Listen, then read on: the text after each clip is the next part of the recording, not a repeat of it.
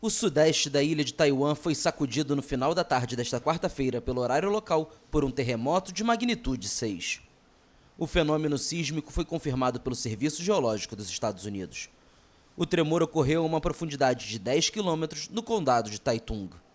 De acordo com a Agência Nacional de Bombeiros, até o momento não foram relatados danos às redes de transporte da ilha.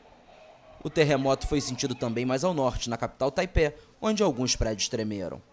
Taiwan é frequentemente atingida por terremotos devido à sua localização na borda de duas placas tectônicas, perto do Círculo de Fogo do Pacífico, considerada a zona sísmica mais ativa do mundo. O último grande terremoto ocorreu em abril de 2024, quando a ilha foi atingida por um tremor mortal de magnitude 7,4, que as autoridades disseram ser o mais forte em 25 anos. Pelo menos 17 pessoas morreram nesse terremoto, que provocou deslizamentos de terra e danificou gravemente edifícios em Hualien. Qual?